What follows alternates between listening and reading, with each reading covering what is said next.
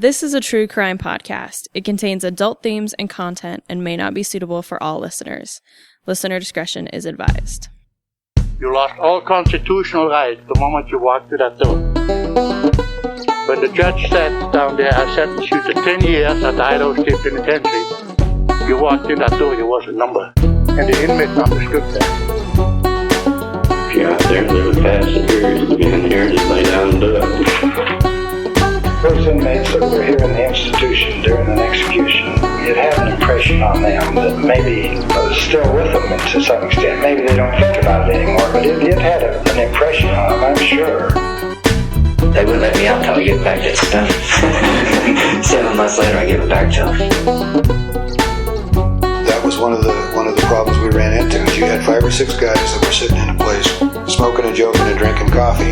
Pretty quick, they'd hatched a plan in there to get under your skin some way or try to figure a way out. Welcome, ladies and gentlemen, back to Behind Gray Walls, a podcast about the old Idaho State Penitentiary and the men and women who are incarcerated here. My name's Anthony. I'm talking to Skye. Hi, it's me. Skye, how's it going? It's good. How about you? Oh, not too bad. Happy to be back? Yeah, happy to be back on the podcast and telling stories, and this has been a pretty interesting season to research and write. It has been, yes. So the release of today's episode actually correlates March 21st, 2022, with the first 11 prisoners arriving at the Territorial Prison in Boise on that same date 150 years ago in 1872. This season, we're going to be taking a look at the very first men to live and work at the site. And we will also be covering the rich history of mining in the Territory, Idaho's oldest industry. This year also marks the 150-year anniversary of the General Mining Law of 1872, which is the focus for our agency, the Idaho State Historical Society, throughout the year. We have special guests lined up to discuss the impact mining has had and the importance of the General Mining Law in establishing the West. It would be remiss not to acknowledge the importance of Native American tribal groups throughout the region. We have briefly mentioned this in previous episodes and hope to have future guests from the tribes on the show to tell their history. This series will focus on the development of the Idaho Territory driven by white settlers' quest for fortune. In this episode, we will look at the early days of law and order and the construction of the Idaho Territorial Prison in Boise. And our sources include the Idaho Daily Statesman from the news bank provided by the Boise Public Library, Library of Congress chronicling America, newspapers.com, inmate files from the Idaho State Archives, microfilm newspapers from the Idaho State Archives, Thomas Donaldson's memoir, Idaho of Yesterday, published posthumously in 1941, and Idaho State Historical Society reference series articles on the creation of the Territory of Idaho, Fort Boise, territorial government in Idaho 1863 to 1869, Idaho Territorial Administration 1869 to 1876, Idaho Territorial Government, and the Idaho Territorial Prison. The ISHS reference series has been instrumental to creating this season. So if you want more details about what we talk about, I think we've cited well over half of the ones that are available, especially in the mining and territorial sections. So please go check that out if you are interested. Absolutely. Like many territories in the West, Idaho's borders fluctuated as states joined the Union. Idaho was a hazardous stretch along the Oregon Trail.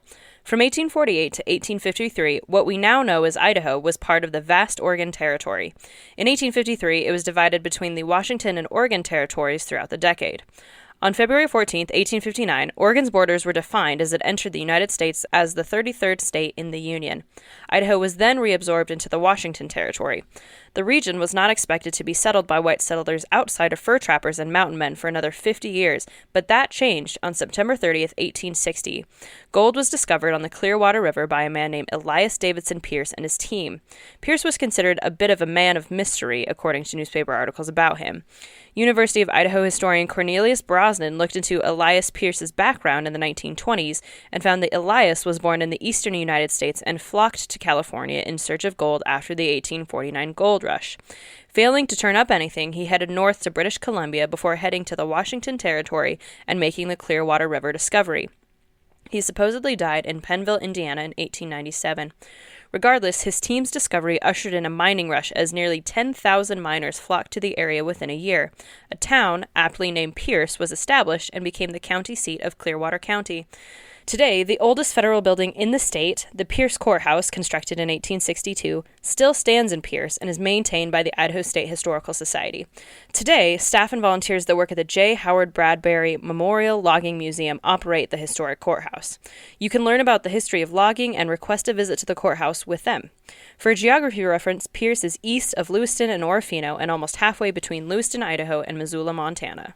Orofino was established next. The name comes from two Spanish words, oro and fino, for fine gold. Today, State Hospital North and the Idaho Department of Corrections have institutions in Orofino. Lewiston was developed, and other industries like lumber moved into the region to construct homes and supply posts and sluice boxes for miners. Shortly after Pierce's discovery of gold in 1860, Abraham Lincoln was elected the 16th President of the United States. He took office in March 1861. While miners were settling in the territories in the West, the American Civil War was ramping up and would span for 4 bloody years in the East from April 12, 1861 to May 9, 1865. A major cause of the war was the Republican Party's aim to prevent slavery from spreading to the territories in the West.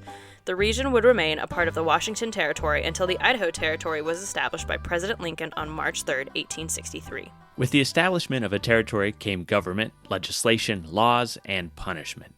Territorial legislation led to the creation of jails in each county. House Bill No. 45 from January 1864 passed through the House of Representatives, Council, and was signed into law by Acting Governor William Daniels. The bill required each county to build and maintain a jail at their own expense with regular inspections from county commissioners.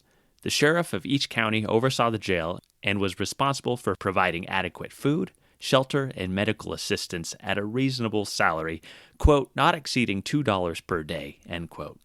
One or more jailers could be hired to fill in at the jail while the sheriff served other duties, and the jailer was required to provide their county commissioners with a list of all the men who were incarcerated, along with their crime and sentence, 5 days before district court.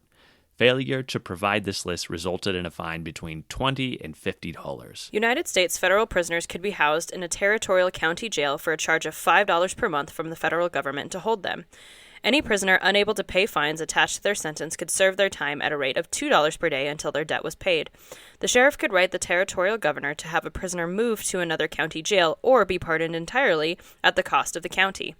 Other bills passed by the legislature defined crimes such as fraudulent and malicious mischief, which had a wide umbrella of punishable actions. Poisoning domestic animals like cattle led to a 1 to 3 year sentence in prison and a fine of up to $500. Killing a horse, ox, or any other domesticated animal could lead to a 6 months jail sentence and $500 fine. Breaking down a person's door, window, fence, gate, railing, fruit, or shade tree could be fined up to $250 and spend 6 months in the county jail. This would be the foundation authorities in the region made to tame the territory. Log jailhouses were built in Lewiston and Idaho City. The Boise County Jail in Idaho City was built in May 1864. In October of that year, the grand jury toured it and reported that it was, quote, strong and substantial and kept clean and neat. The jailers rendered us every assistance, and the prisoners themselves have no cause for complaint. We regret, however, that there are so large a number of prisoners in confinement, but find them in good health and well cared for, end quote. The jury submitted 12 indictments, including 3 for murder. In March 1865, an act to establish a Territorial Prison Commission was created to make the Boise County Jail in Idaho City and the Nez Perce County Jail territorial prisons. During the July term of court in 1865, the 20 felony indictments were handed down, including 6 first-degree murders, 1 insult with intent to murder, 2 arsons, 6 grand larcenies, 2 highway robberies, 1 assault with intent to do great bodily harm, 1 for exhibiting a deadly weapon, and 1 for passing counterfeit gold dust. While inspecting the jail in Idaho City, the foreman of the grand jury noted that the prisoners were carefully guarded and their health was good, but, quote, the ventilation of the building is extremely defective. The enclosure surrounding the same is not of sufficient extent to admit of the requisite exercise of persons under confinement, end quote. You know, I found just all of these levels of checks and balances to make sure that prisoners were adequately taken care of. I was kind of surprised by that and all the regulation by that in these early days. A lack of ventilation and exercise weren't the only issues for early prisoners. Vigilante committees sprung up in towns when a sense of law and order wasn't fulfilled within a community. On August 27, 1865, quote, "The first armed and organized attempts to forcibly trample upon the laws and to substitute in the place of peace and order the lawless unthinking of brutality of a mob, kindling the unquenchable flames of domestic strife, hatred, and revenge, and imperiling every material interest for which men have made this territory their homes," end quote. Newspapermen equated this vigilante committee to a civil war within the territory. The reason was a man named Ferdinand Patterson. He was a gambler and an educated Southern Democrat Confederate sympathizer from Texas with a reportedly terrible temper and a charismatic nature. Patterson arrived in Idaho City in March 1865, and within a week of his arrival, a notice appeared in the Idaho World in Idaho City cautioning readers to, quote, "Beware, all men are warned against the purchase from any person of the interest held by R.W. Ralston in the Last Chance Bar and Gray Rock Bar mining claims on Moores Creek below Idaho City and in the Gray Back Bar Ditch, as the same has been attached, and any conveyance to Ferd Patterson or any other person is hereby denounced as fraudulent as against the undersigned creditors of said Ralston," end quote. Former U.S. Marshal, tax collector, and Boise County Sheriff Sumner Pinkham crossed paths with Ferdinand and knew of his past. Sumner Pinkham was the first U.S. Marshal of Boise County. Unlike Ferdinand, Sumner was an abolitionist from Maine who moved west to the California goldfields before making his way to the Idaho Territory to mine in the 1860s. Before coming to Idaho, Ferdinand had committed a murder of a coastal steamer ship captain on its way up to Portland from San Francisco. Captain Staples called Ferdinand a traitor for his Confederate sympathies. Ferdinand killed the captain and after being arrested was found not guilty by the jury as he was acting in self-defense. Ferdinand had been traveling with a woman known for her beautiful long blonde hair. When he was released after his trial, he found her living with a new man. He proceeded to hack her hair off with a Bowie knife. The Albany Journal called Fred, quote, "as game a man as ever trod the earth. The bravest act of his life was scalping a woman of the town in Portland," end quote. Ferd had a reputation, and before he stepped foot in the Idaho Territory, the Idaho Tri-Weekly Statesman printed, quote, "Ferd Patterson, held in bail in the sum of $500 for scalping a woman in Portland, deposited the greenbacks, and left for some other city where there is no penitentiary," end quote. His reputation soured in most places he went, as miners gambled away and lost their money to him. Sumner Pinkham had many run-ins with Ferdinand, but he lost his appointment as U.S. Marshal. Sumner was enjoying the hot springs near Idaho City. Like today, it was a spa and saloon where people could go to rest, relax, and soak. On July 22, 1865, Sumner finished a soak when Ferdinand Patterson arrived at the spa. Some reports said they ignored each other as they crossed paths, though some foul language may have been exchanged. One article noted that a visitor was heard singing "Hang Jeff Davis on a Sour Apple Tree" to the tune of John Brown's Body. Sumner was waiting on the front porch for a ride back into Idaho City when Ferdinand walked to the patio and fired 2 shots into him.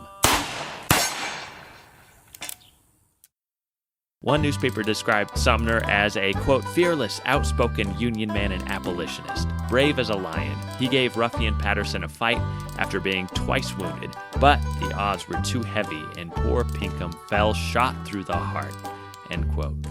One report noted that Ferdinand said, quote, "abolition son of a bitch," end quote, before mounting a horse and running off. He was arrested soon after, and the townspeople took up arms. Fortunately, another civil war was prevented as a posse surrounded the Boise County Jail and prevented the planned necktie party the vigilantes planned for Ferdinand Patterson. Patterson was tried for the murder of Sumner Pinkham and was not convicted. He was set free. On February 15, 1866, Ferdinand was sitting in a barber chair in Walla Walla, Washington, when a man named Michael Donahue entered the shop and opened fire, killing him. There were full-scale escapes from the Territorial Prison in Idaho City. One occurred in 1867. There were 4 men serving time that spring named Hiram Kurtz, Michael Dunn, Victor Boley, and Michael Deal. Hiram Kurtz was from Iowa and serving life for killing a Chinese man in Idaho City. He originally was sentenced to hang, but had the sentence commuted to life. Michael Dunn was an Irishman serving 20 years for killing Thomas McKay. The 2 men had a shooting affray in the summer of 1865 when McKay fired his weapon at Dunn and the ball glanced off of Dunn's forehead. He survived, but vowed to kill McKay. Michael Dunn heard McKay was back in Idaho City in March 1866 and spotted him in the street and fired at him 6 times. 3 bullets striking McKay and killing him in the middle of the town in front of many witnesses. Victor Boley was sentenced to 20 years after stabbing Jacob Jordan in the groin during an argument at a faro table in Boise that led to his death. Michael Deal was serving 2 years for stealing horses in Owyhee County in 1865 and was looking at only a month or two before his release. On April 3, 1867, these 4 men hatched a plan. There were 2 jailers, but one was in town on business. The other, Robert Griffith, was on guard. Michael Dunn asked to be released into the prison yard around 10 a.m., and Griffith agreed and entered the cell and shackled the 4 men. He turned to unlock the door into the yard when he was grabbed from behind and tackled to the ground. The men jumped on him and pulled his pistol and knife from him, then locked him in a cell. Instead of fleeing the jail right away, they waited and demanded the Chinese man who was hired as a cook in the jail to prepare them a nice meal. He butchered some chickens, and the escapees found some of Robert Griffith's liquor to wash it down. They ate and waited for the other guard, Joseph Rowe, to return. Finally, around noon, they spotted him crossing a footbridge near Buena Vista Bar, carrying a chicken under one arm and a book under the other. Michael Deal, who had been a trustee and nearing his release, opened the outer prison gate for Joseph Rowe, who walked in suspecting nothing. Immediately, he was attacked, and Griffith's pistol was leveled at his chest. Hiram Kurtz lunged at Griffiths with the knife, but Michael Dunn and Michael Deal stopped him and disarmed him as the knife cut through the clothing of the guard's right arm. They locked the 2 guards up together in a cell, along with the Chinese cook. The men looted the prison of all valuables, including a, quote, Henry rifle, 2 revolvers, several knives, and an abundant supply of food, end quote. In the early evening, a local man named Gilmore visited with a bucket of water for the men. Trustee Michael Deal took it, as usual, leaving Gilmore without any inkling of what was going on inside the prison. Sometime between 9 and midnight, the 4 prisoners left the jail. It took some convincing by Michael Dunn to prevent Boley and Kurtz from burning down the jail with the jailers still locked up inside. Early the next morning, as townsfolk were waking up, the Chinese cook broke up some chunks of wood that were in his cell, and he and the jailers howled and banged away on the cells to get the attention of the men in the cabin below the Buena Vista Bar. They were discovered and relieved from their cells around 8 in the morning. A reward for $500 for the apprehension was posted, and $200 for each of them if they were captured outside of Boise County. Nearly 3 weeks later, Sheriff Kutcher was tipped off that the escapees headed west towards Boise. They stopped off at Sampson's Sawmill, about halfway between Idaho City and Boise, and were hiding out in an unoccupied cabin. Sheriff Kutcher and guard Joseph Rowe mounted horses and started a journey on horseback that would span them over 100 miles that day. They made it to Boise and swapped out fresh horses, and with the help of Boise Sheriff Jack Wyatt, spread the word up and down the Boise River to keep an eye out for the escapees. They were told that about 5 miles below Boise, the men attempted to cross in a raft, but it sank along with most of their provisions. They continued traveling with their pistols and made it further down the river, hiding along the banks and amongst the willows and reeds as they moved. A couple of men who were on the lookout for Native Americans spotted them. They worked with ferrymen and hatched a plan to cross the river, acting as if they were looking for cattle. They landed the ferry amongst the willows and asked the 4 escapees for help. Victor Boley and Hiram Kurtz agreed, boarding the ferry, but Michael Dunn and Michael Deal decided to remain on the far side of the river. Victor and Hiram were taken to the ferry house where they were held as the sheriff was alerted. They had fallen into a trap. Before the sheriff could arrive, Hiram Kurtz escaped the ferry house. Sheriff Kutcher left guard Rowe at the ferry house to watch over Boley, sent Sheriff Wyatt on a hunt for Hiram, and then started across the river to track down the other 2 men. Kurtz was captured later that night and lodged in the jailhouse in Boise, along with Victor Boley. The Michaels had made it further along the river and succeeded in stealing a horse that they traded off in riding. The owner gathered up a few friends and followed the tracks of his horse. After speaking to different ferrymen along the river, they finally discovered the tracks that led to a canyon. They called for the men to come out, but Dunn and Deal refused. One of the men dismounted his horse, rifle in hand, and called for them to come out from behind some rocks. Michael Deal started running, and Michael Dunn stood up and aimed his gun and dared his pursuer to shoot. He did. Quote, the rifle ball pierced Dunn's forehead in the very center, and he staggered back, but quickly recovering, with most desperate energy and iron nerve, he again raised his pistol for a shot at Flippin. At that moment, another of the party shot into his side the contents of a double-barreled shotgun loaded with buckshot. The bold, dauntless, desperate man fell, and life sped almost instantly. As it was too dark by this time to make further search for Deal, and it was known that he was without weapons, having dropped his knife in the chase, without blankets or food, and in a region where he must soon surrender, starve, or be killed by Indians, the party returned to the ferry." End quote. Victor Boley and Hiram Kurtz were returned to the prison in Idaho City. Michael Deal, who had served nearly his whole 2-year sentence for stealing a horse and his apparent reluctant involvement with the other men, was not mentioned again after the escape. In April 1869, Hiram Kurtz, who killed the Chinese man in Idaho City, quote, was shot dead near Ogden by some Mormons he had tried to rob, end quote. During the summer of 1869, a man named G.W. Grayson left his home in Silver City to visit Boise. He left behind some raw ore under his home. When he returned, the ore was missing. A few days later, the sack of stolen rock was discovered in a nearby tunnel along with a mortar, pestle, and pan. Mr. Grayson recognized the rock. They left the supplies in the tunnel and waited nearby. The next morning, a local African-American man named James Freeman entered the tunnel and left with the items. He was arrested and held on a $1,000 bond to answer for the charge of taking the ore, noted as being worth between $300 and $400. He was sentenced to 5 years in the Idaho Territorial Prison. He wrote a poem that was published in the Owyhee Semi-Weekly Tidal Wave in Silver City before he was transferred to Idaho City. A Prisoner's Lament. James Freeman is my name. In 1863, in search of wealth and fame, I chanced to come to Owyhee. At last I've struck a 5 years job, with casings well developed. If you should fail to see the knob, it's recorded by R.E. Halleck.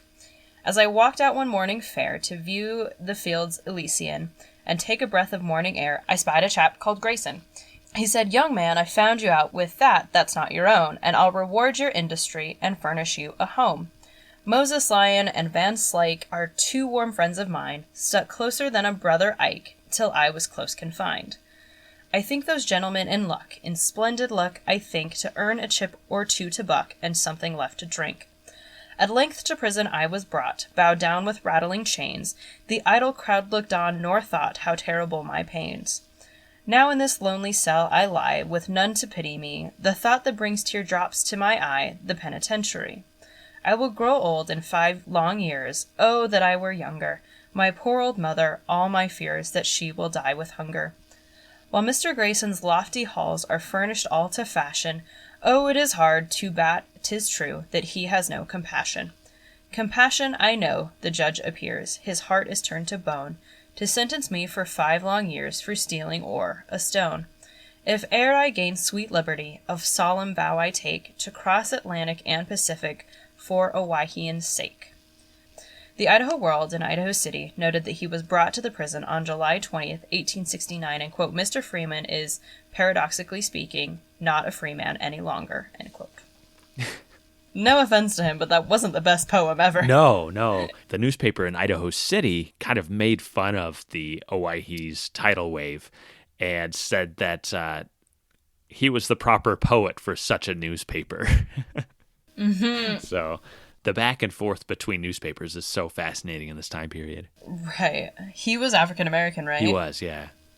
I'm surprised they didn't say more about that, to be honest. You know, that's actually what I was kind of looking for. And, right. You know, the Civil War is still pretty fresh at this point, and there's still a lot of debate and discussion on different races, different classes, amongst all of these articles that, you know, that we're finding that are mostly focused on crime and order. But different newspapers and different citizens had different thoughts, and we had the whole gamut. You know, Idaho City was kind of more of a Democrat-leaning one, where like Boise is more of a Republican-leaning city. So, so many interesting interpretations that we see in these early histories. Mm-hmm. So, in 1867, the United States government actually appropriated $40,000 each for penitentiaries to be built in Idaho, Colorado, and Montana.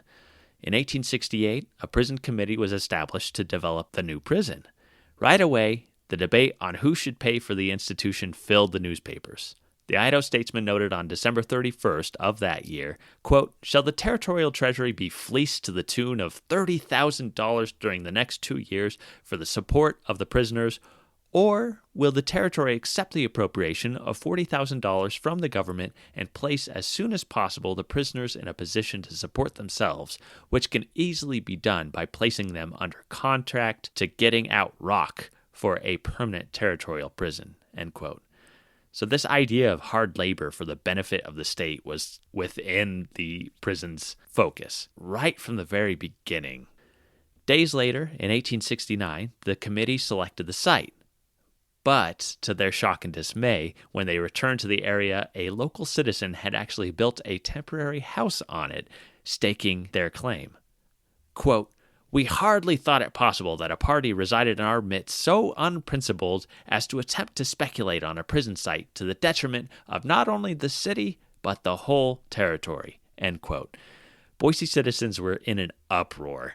Governor Ballard filed a document into the land office claiming the 60-acre selection despite the citizens' claim. And within the month, by February, a Mr. Benedict came forward and filed a deed of trust to Governor Ballard without cost to the territory, quote, although he had already expended considerable money and labor on the claim, end quote. On February 9th, 1869, he wrote a letter that was published in the Statesman where he claimed he filed for the land on December 28th when another man threatened to file the claim before him. He insisted he didn't intend to file it to sell it to the government, but it was just good land and he wanted it. He also insisted that no member of the committee approached him. With the land settled, the committee moved on to the next step, finding contractors and workmen. Thomas Donaldson was appointed superintendent of construction on August 12, 1869 for $1,000. We'll talk more about him in a moment. Charles May was handed the contract for its construction a month later on October 16, 1869. Two other builders had made bids, including Roby and Rossi for $38,400 and Charles L. Osner for $37,500. Charles May put the lowest bid in at $34,745. The construction project would nearly bankrupt him when he began purchasing cement, which was much more expensive than anticipated. According to Thomas Donaldson, cement in Idaho is worth about $26 a barrel, and labor was also high-priced. Charles May published advertisements offering up 500 barrels of lime throughout the summer. L.B. Munson bid $4,605 for carpentry work, and George Twitchell bid $2,495 to install the plumbing. The construction crew was assembled. Construction of the prison began in 1870. Charles May, the contractor, invited the public to a groundbreaking ceremony on April 2nd, 1870. The Idaho Statesman marked the invitation with the note, quote, "A general attendance of every age and sex is requested in order that all may view the commencement of an edifice that may some day be their home, and even the wisest know not how soon," end quote. On June 27, 1870, the first stone was laid, and soon after, Thomas Donaldson requested contributions from local citizens for a time capsule. Ironically, the cornerstone containing the lead time capsule was laid as part of Boise's Independence Day celebration that year. It remained untouched until July 17, 1970. Unsure as to which building was the Territorial Prison, authorities had to use a metal detector to find and remove the lead box containing one of Idaho's most valuable caches of territorial history. Superintendent Thomas Donaldson was appointed by Jacob D. Cox, Secretary of the Interior, on August 12, 1869. Thomas was new to the Idaho Territory and had been working as a register in the land office in Boise for a few short months. According to most accounts, he was really charismatic, and many articles appeared in the newspapers about him. He was described as a carpetbagger, a term Southerners used to describe opportunistic Northerners who came to the South after the Civil War and who were thought to be exploiting the locals. In one speech, quote, "with a voice that could be heard all over Boise City," end quote, Thomas admitted to the crowd that he was a carpetbagger and had, quote, "carried a carpetbag strapped between his shoulders down south during the late unpleasantness," end quote, but insisted that he came to Idaho, quote, "not to gobble up appropriations and carry them off, but to stay here and live here, to help us revise some of our laws that are a reproach to the world, to help to do all that is needed to be done to make the territory respectable, prosperous, and happy," end quote. One of the bystanders asked him to compare Irishmen and Chinamen, and he shouted that, quote, "an Irishman wasn't as good as a Chinaman unless he behaved himself," end quote. Not great.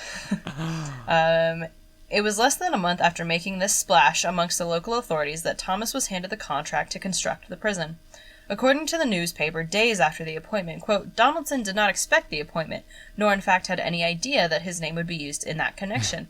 But now that the duty of commencing the work devolves upon him, he proposes to lose no time nor spare any energy in pushing it forward as speedily as possible. The short acquaintance we have had with him induces the belief that he will keep the promise, and that the superintendency for the erection of the penitentiary has fallen into good hands, end quote.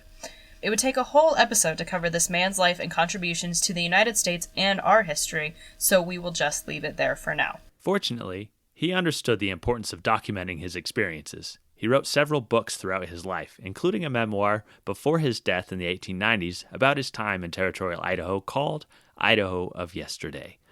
His son published it posthumously in 1941 with Caxton Printers in Caldwell. In the preface, Thomas begins the book with the line, quote, "This book is not a history. It contains too much truth. It holds my personal observations of Idaho and pioneers, and also much that was told me by reliable people," end quote. He continues by saying that there was little written about early history of the Idaho Territory, but he captures the feeling and the relationship amongst the citizens of the territory in great detail. He only briefly mentioned the Territorial Prison construction project that he led in a couple of sections.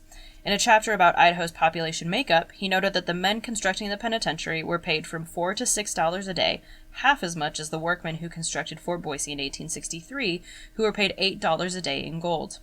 In one of his many humorous notes, he said, quote, "Labor was very high-priced, and the laborers, skilled mechanics, needed more watching than the men who were ultimately to occupy the penitentiary. I obtained considerable amusement, and some annoyance, by spying on them from afar. My wife and I frequently rode out to the building, and I carried a pair of field glasses in the buggy. From a distance I could see the men gracefully reclining upon the walls, but when the dust from our tracks caught their eye, the walls were suddenly a scene of great activity," end quote. Journalists in the Statesman regularly documented the progress of construction throughout 1870. On September 1st, 1870, Superintendent Donaldson drove local photographer H.E. Leslie to the prison to capture a photo of the workmen as they completed the work on the walls. It is the only photo in our collection of the Territorial Prison under construction and depicts 3 stories of wooden scaffolding and about 10 workmen leaning up against the newly completed wall. A small carriage drawn by 2 horses is nearby, and at the bottom of the photo is a note that appears to say, quote, "Brady has not yet opened a gallery in this place," end quote. This is probably a note to the famous photographer Matthew Brady, known for his Civil War photography. If you want to catch a glimpse of the devastation of the Civil War, look up Matthew Brady's series, The Dead of Antietam. If you have a $5 bill in your pocket, Lincoln is based off the portrait Matthew Brady took of Lincoln on February 9th, 1864. He was close friends with American poet and essayist Walt Whitman, who appeared as a subject in many photographs. In 1889, while speaking with his biographer, Walt Whitman said, quote, "Brady had galleries in Washington. His headquarters were in New York. We had many talks together. The point was how much better it would often be, rather than having a lot of contradictory records by witnesses of historians, if we could have 3 or 4 or half a dozen portraits, very accurate, of the men. That would be history, the best history, a history from which there could be no appeal," end quote. This quote comes from Horace Traubel's collection of writings for the book With Walt Whitman in Camden. Interestingly, though, another man was a close friend and wrote a well-renowned biography of Walt Whitman in 1896 titled Walt Whitman, the Man. That was Thomas Donaldson. After the photo, the workmen gathered to celebrate over beefsteak, coffee, and a lager beer. As the superintendent mounted his carriage to return to town, Judge John McBride, construction superintendent of the assay office in Boise, produced a large gold brick. He presented it to Donaldson as a payment in gratitude for his work. The brick, worth $500, was received with a modest response from Donaldson, quote, "It is more blessed to give than to receive. It is equally orthodox that he giveth to the poor tendeth to the Lord, and I am as poor, boys, as any man in Idaho. I can only say I thank you and wish you all long lives, good wives, and a prosperity that will make you independent and happy to the end of your life," end quote. And interestingly, Thomas Donaldson would also give Judge John McBride a gold pocket watch upon the completion of the assay office as a return gift. The cell house remained vacant after cells were installed in early 1871 until the first 11 men arrived the following year. We will get to all of their stories later in the season. In the first week of February 1872, Sheriff McClintock shook down the prison in Idaho City. The date to move the prisoners to Boise was coming, and they wanted it to be without controversy, and all 11 men serving time would make the journey without issue. As Sheriff McClintock searched, he found that 2 men had sawed through the rivets of their manacles, and they had squared away 2 case knives and a flat piece of steel sharpened into a saw. The sheriff reshackled the men and reminded them, quote, any attempt by them to escape at this season of the year would be the height of folly, for should they get out, they couldn't leave the roads on account of the snow, and the recapture would be a certainty, end quote. On February 16, 1872, at around 9 p.m., one of the jailers named McCarty was watching over the prison alone. The other jailer, Tom Smith, was in town on an errand. McCarty called for the trusty prisoner to lock up the rest of the prisoners. He proceeded to lock up 7 men in one cell, but not lock the door. The men waited for an opportunity and dashed out of the cell and to the jailer. One of the prisoners, Dennis Crowley, tried to stop them, but was beaten over the head while the jailer was thrown down and disarmed. Dennis Crowley and the jailer were locked in a cell, and the men waited for Tom Smith to return. When he arrived, the men grabbed him, disarmed him, and locked him up. The men then gathered blankets and food. Dennis Crowley refused to leave, as well as a man named Michael Donahue, both of whom we'll be covering in a future episode. The 6 men escaped into the freezing night, all but one Chinese prisoner able to remove their shackles. He was seen shortly after entering the town, and an alarm went off. The hope for a 10-hour head start was shortened to 2 as Sheriff McClintock rushed to the jail to free his men and gathered a posse to recapture the escapees.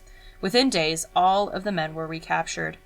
A mailman approaching Idaho City saw 2 men ducking behind trees as he approached and quickly turned around to find more authorities to arrest them. One man was found in a haystack and when he was discovered jumped into a creek to escape downstream but was captured soon after with badly frozen feet.